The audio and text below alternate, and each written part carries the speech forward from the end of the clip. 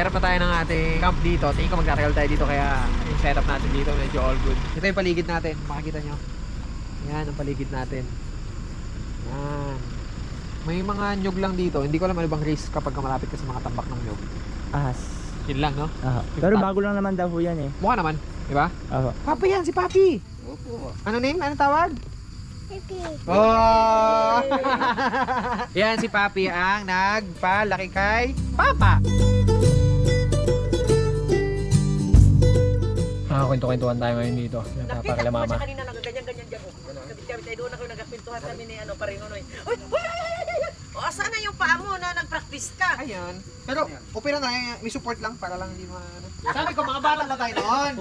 Ganyan ang itsura ni Mama Papa, di ba? Mama Papa. Ngayon, nagtandaan na kami. Ito na mga itsura namin. Mukha na kaming pinagod ng panahon. Kayo, ganyan pa rin. Pag lumaki ka na, wag mo na dahilan nasakit ng ngipin ha. Yan ang dahilan ni Papa Yan lagi. ang dahilan. Mag-abahin na lang yan si Tita Jaja para makauwi.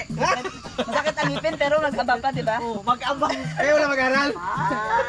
Kung si Jaja pa, ayan ang hindi ko makalimutan. Alright, so, ayan. Tukan-tuhan, tambay, tas luto na si Kamangga.